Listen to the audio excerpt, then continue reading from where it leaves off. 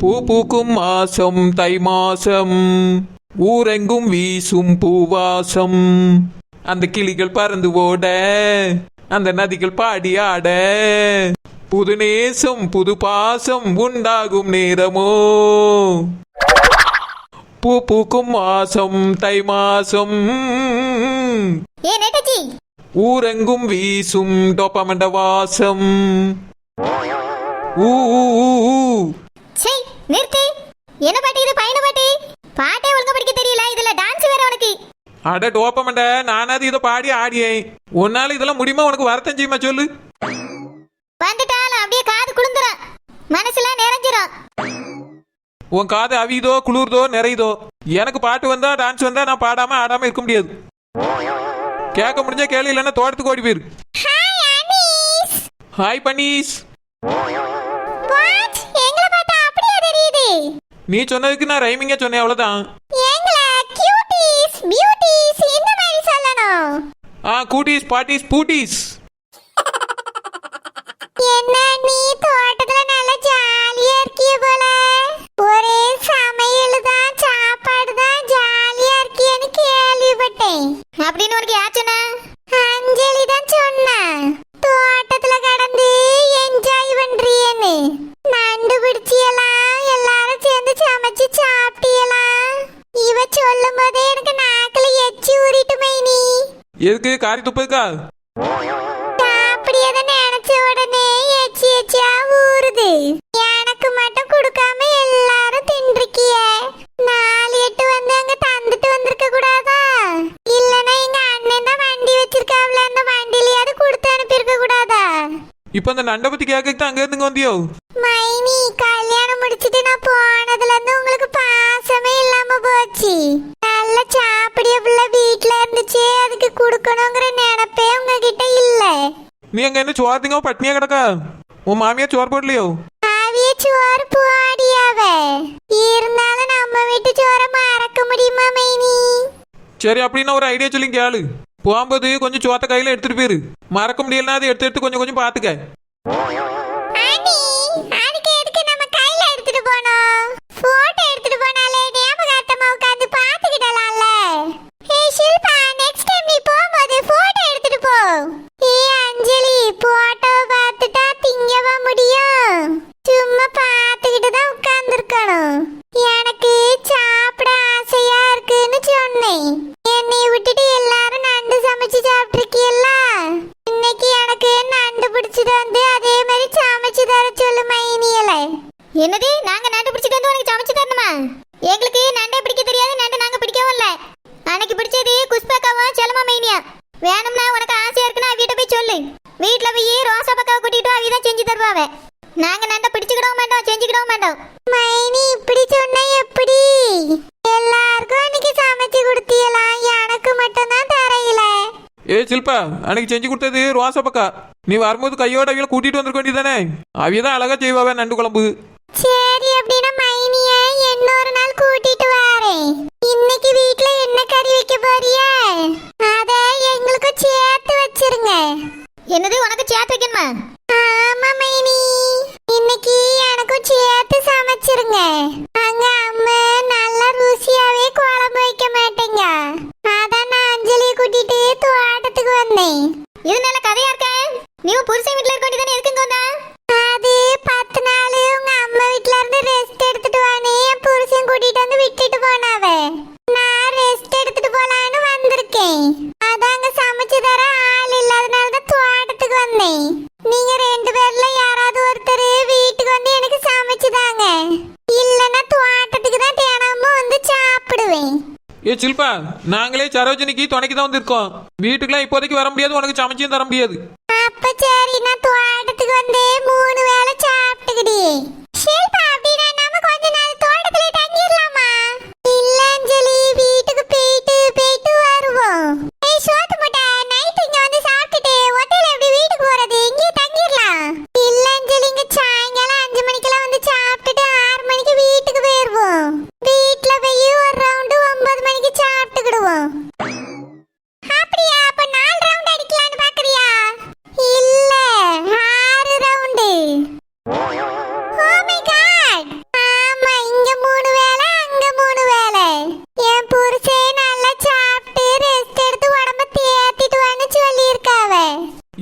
Rest எடுத்து உடம்ப தேத்துற அளவுக்கு உனக்கு என்ன பிரச்சனை? அது ஒரே தலை சுத்து வாந்தி. அதான் உங்க வீட்ல கொஞ்ச நாள் இருந்து உடம்ப தேத்திட்டு வந்து சொன்னாவ. உடம்ப தேத்த சொன்னாவளா இல்ல பாத்துக்கிட முடியல நீங்க அனுப்பிச்சு விட்டாவளா? உன் தொல்லை தாங்க முடியாம அனுப்பினாலும் அனுப்பிப்பாவ. 3 வேளைங்க 6 வேளைங்க 9 வேளை அங்க சாப்பிட்டுருப்பா. இங்கேயாவது கொஞ்சம் கண்டிஷன் இருக்கும், அங்க கண்டிஷனே இருக்காது. 9 வேளை 10 வேளை சமைச்சு போடுங்கன்னா என்ன பண்ணுவாவே? அதான் துரத்தி விட்டாவன்னு நினைக்கிறேன். அப்படிலாம் ஒண்ணும் இல்ல, நீங்க வேணா என் புருஷன்ட்ட கேளுங்க. அவையதான் வந்து விட்டுட்டு போனாவ. அதுவும் எங்க அம்மாட்ட சொல்லிதான் விட்டுட்டு போனாவ 10 நாள் பாத்துக்கிடுங்கன்னு. 10 நாள் கழிச்சு என் புருஷன் கூப்பிட வந்துருவாரு. அங்க யாருமே என்னைய தொல்லையெல்லாம் நினைக்கல, உள்ளங்கையில வச்சு தாங்கியாவ. அப்படியே அவ்வளோ பெரிய கையா வச்சிருக்கவே? சரி சரி, போக போக தெரியும் அந்த கையின் அளவும் புரியும். மைனி கிண்டல் பண்ணாம சமைச்சு வைங்க. நானும் அஞ்சலியும் தோட்டத்தை ஒரு ரவுண்டு சுத்திட்டு வந்து சாப்பிடியும். அஞ்சலி வா போவோம். ஏய் நெட்டச்சி, அவ சமைச்சு வைன்னு சொல்லிட்டு போறா, நீ மாடு மாத்திட்டு முடிச்சிட்டு இருக்கா. அவளுக்கு என் தங்கச்சி எப்படி சமைச்சு போட்டுக்கிடுவா? முடியாதுன்னு நீ சொல்ல வேண்டியதானே? நீனும் நின்றுட்டு தானே இருக்கா, நீ சொல்ல வேண்டியதான் டோப்பா மாட்டேன்.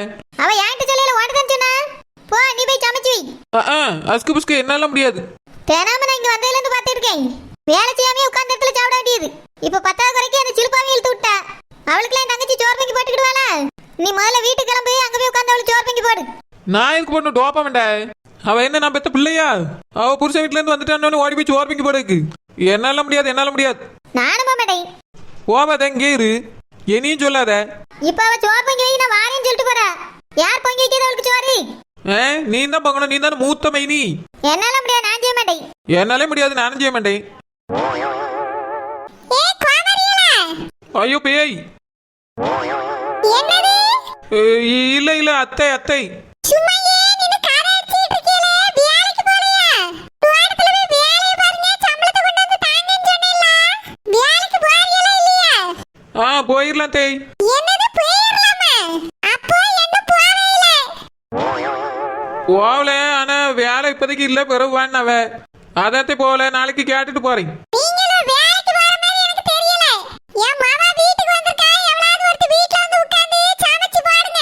என்னால அவளுக்கு சமைச்சு போட்டு கொண்டாட முடியல.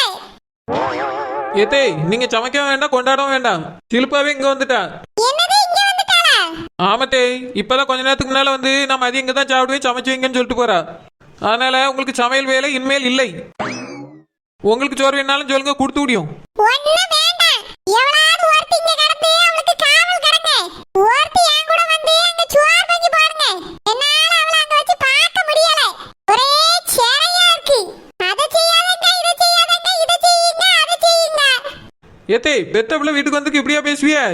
எங்க அம்மா வீட்டுக்குலாம் நான் வாரேன்னு சொன்னா போதும். காலையில எங்க அம்மா இட்லியும் குடல் குழம்பு வச்சிருவா. மதியத்துக்கு ஆட்டு கறி எடுத்து குழம்பு வச்சிருவா. தலையை கொத்தி கூட்டு வச்சிருவா. மதியம் அதை சாப்பிட்டுட்டு நல்ல ஒரு குட்டி தூக்கத்தை போட்டுட்டு நைட்டுக்கு வீட்டுக்கு எடுத்துட்டு போமானி தந்த விடுவா. அப்படியா? ஒரு நாள் நான் அதை கண்ணுல பார்க்கல. நீங்க எப்படி பார்க்க முடியும்? நானும் உங்க மகனும் தான் சாப்பிடுவோம். ராத்திரி மட்டும் எங்க வீட்டுல தங்கணும்னு வச்சுக்கிடுங்க. எங்க அம்மா ஹோட்டல்ல போய் பரோட்டா வாங்கிட்டு வருவா. அதுவும் சாதா பரோட்டா இல்ல, கொத்து பரோட்டா. அது கூடவே பொரிச்ச கறி சாப்பிட்டா அப்படி இருக்கும். எங்க அம்மா நான் வரலையேன்னு தான் வருத்தப்பட்டுட்டு கிடக்கா. நீங்க என்னடான்னா உங்க மக வந்துட்டான்னு வருத்தப்படுறீங்க. உங்க அம்மா கூட உன் தங்கச்சி கிடக்காதனால ஆக்கி கொட்டுவாவே. நான் மட்டும் தான் நீங்க ஒத்தையில ஆக்க வேண்டியிருக்கு. அது மட்டும் இல்லாம கொஞ்சம் மாட்டீங்க. ஒரு அண்டா சோறு திங்க என்னால வடிச்சு கொட்ட முடியல. அதுக்கு தான் உங்களோட கூப்பிட வந்தேன். எவ்வளவு ஒருத்தி என் பின்னால வந்துருங்க சொல்லிட்டேன். ஏ பெரியவளே, நீ என் கூட வா. இந்த நெட்ட மாடி இங்க கிடக்கட்டு, புருஷன் இங்க தானே இருக்கான். இவங்க 2 பேரும் வந்து உன் தங்கச்சி பாத்துக்கிடுவாவே. நீ என் கூட வந்து என் மாவுக்கு சமைச்சு போடு. அவ வேற கறியை கொண்டா, மீனை கொண்டா, அண்டாவை கொண்டாங்க. என்னால முடியல. உன் புருஷன் இங்க வரதில்ல. கொஞ்ச நாள் இங்க வரான், கொஞ்ச நாள் அங்க வரான், மிச்ச நாள் எந்தால போறானே தெரியல. அதனால ஒழுங்கா அங்க வந்து இருந்து அவனுக்கு சமைச்சு கொடுத்து பாத்துக்க. உன் மாவனையும் கூட்டிட்டு வா, கிளம்புவோம். முடியாதே, யார் இருந்தாலும் என் தங்கச்சி கூட நான் இருக்க மாதிரி இருக்காது. இங்க யாரையும் நம்ப முடியாது. ஏன் அந்த நெட்டச்சி கூட நம்ப முடியாது. ஏன் உன் தங்கச்சி வந்து அப்படியே யாராவது தூக்கிட்டு போயிருவாங்களாக்கா? 50 கிலோ தங்கம் கடத்திட்டு போயிருவாவே. இங்க பாரு கோமரி, உன் தங்கச்சிய நாய் கூட சீண்டாது. அதுவும் இந்த தோட்டத்துல பேய் கூட அவளை சீண்டாது. 10வது வரைக்கும் இந்த நெட்ட மாடி இங்கதான் கிடக்கு. ஒரு ஈ காக்கா கூட இந்த பக்கம் வந்து எட்டி பார்க்காது. அவளா நல்லா தான் இருப்பா. நீ வா என் கூட. என்னால இங்க ஒத்தையில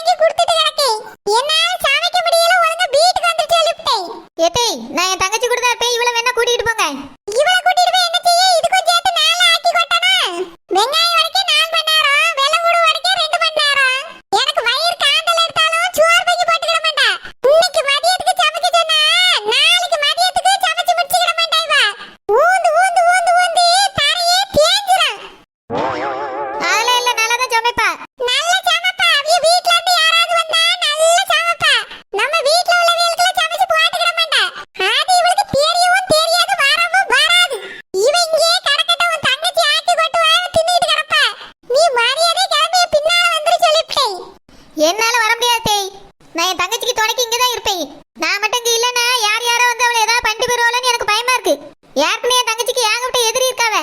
யார் இருக்காவே? வேற யாரும் இல்ல, அந்த குஷ்பாக்காவே எதிரி தான். அவியலால தான் அந்த வீட்டை விட்டு என் தங்கச்சி இங்க வந்து கிடக்கா. அவியலும் அந்த தோட்டத்துல தான் வேலை பார்த்துட்டு கிடக்காவே. அதனால என் தங்கச்சிக்கு பாதுகாப்பு இல்ல தேய். நான் இங்க இருந்தாதான் அவளுக்கு பாதுகாப்பு. என்னால அங்க வர முடியாது, இவ்வளவு வேணா கூட்டிட்டு போங்க. இல்லனா இருந்துட்டு போட்டு நீங்க பாட்டுக்கு வீட்டுக்கு போங்க. பேசிட்டே இருக்கே, எப்படி போறா பாரு. ஏ நெட்டமாடி, அவன் இங்கே கிடந்து அவன் தங்கச்சியே பார்த்துட்டு திரியட்டும். நீ யாரு வீட்டுக்கு வா, நான் வெல்ல கூடாது, உடைச்சு தருவா. ஏத்தேய், நானும் உங்க மகனும் முதல்ல இவளுக்கு முன்னாடி வந்தவிய. நாங்க இப்போ வந்தோம்னா குழந்தை கோத்திக்கிடுவாரு. அது மட்டும் இல்ல, அத்தை பெரியத்தை வருத்தப்படுவாவ. ஏன்னா நாங்க தான் பார்க்கணும்னு சொல்லிட்டு வந்த பாதியில போனா என்ன நினைப்போம் சொல்லுங்க. எல்லாமே தப்பா போயிரும் தேய், நான் வர முடியாது தேய். அப்ப அவளுக்கு யார்தான் சோறாக்கி கொட்டியது? ஏத்தேய், அவ 3 வேளைக்கு இங்கேயே சாப்பிட்டுக்கிட்டேன்னு சொன்னா நீங்க சோறு போடாங்க. அவ நடந்து வந்து தினமும் சாப்பிடட்டும், கொஞ்சமாவது உடம்பு குறையுதானே பாப்போம். நீங்க உங்களுக்கு மாமாக்கு மட்டும் செஞ்சுடுங்க தேய். நாங்க மொத்தத்துல 2 பேரும் வீட்டுக்கு வர மாட்டியே. ஒன்னால நான் கேட்டாக்கா, என்னால நீ கேட்டா தங்கச்சின்னு கும்மி அடிங்க உட்கார்ந்து. வேலைக்கு போகாம சம்பளம் வராம இருக்கட்டும், அப்புறம் பாத்துக்கிட்டே உங்க வேலை. கிளவி வேற சம்பளங்குது வேலைங்குது வீட்டுக்கு வாங்குது. ஒரே தொல்லை தாங்க முடியல. பேசாம அத்தை சொன்ன மாதிரி கொஞ்ச நாளைக்கு வேலைக்கு போவோம். ஒரு வாரமா சம்பளத்தை வாங்கி போய் கொடுத்தாதான் இது வாயை அடைக்க முடியும். ரூபாய் பத்தாச்சுன்னா நம்மள ஒன்றும் சொல்லாது. அதுக்கு பிறகு இந்த டோப்பமண்டியை தான் கேள்வியா கேட்கும். அவ பதில் சொன்னா சொல்லியா, இல்லைன்னா வீட்டுக்கு போட்டோம். ஓ வந்தது பெண்ணா, வானவில் தானா, பூமியிலே பூ பறிக்கும் தேவதை தானா, காதலிலே என் மனதை பறித்தது இவள் தானா, உன் பேரை காதல் தானா, திலானா போல வந்தமானா, உன் பேரை காதல் தானா, திலானா போல வந்தமானா. ஓ வந்தது பெண்ணா, வானவில் தானா. Wow, super super super. தேங்க்ஸுங்க. ஏ அஞ்சலி, அவர் கிண்டல் பண்ற மாதிரி பாடிட்டு இருக்காரு, தேங்க்ஸ்னு சொல்லியா? வா அண்ணனுகிட்ட போய் சொல்லுவோம்.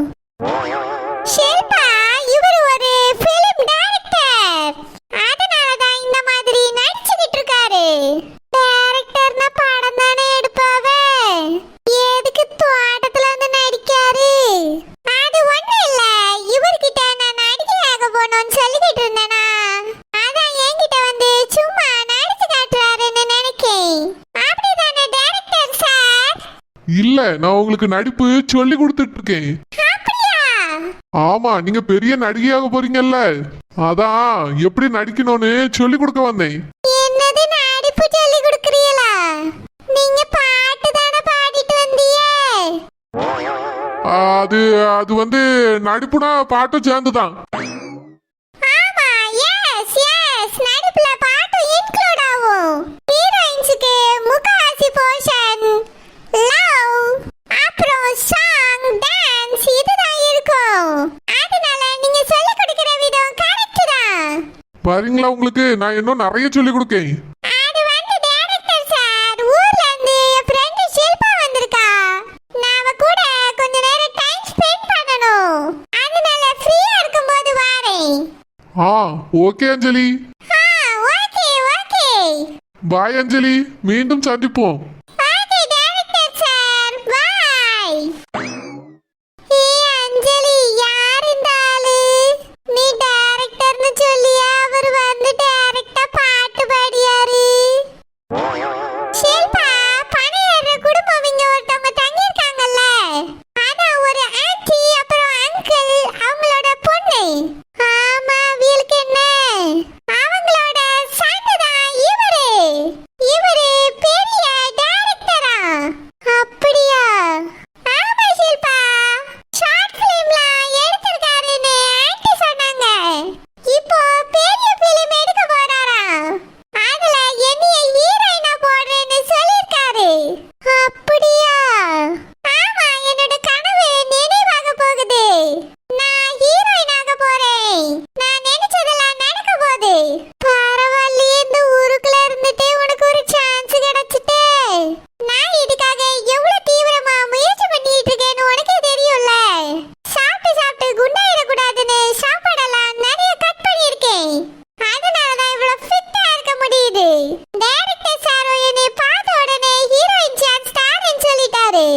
இதுக்கு நான் போட்ட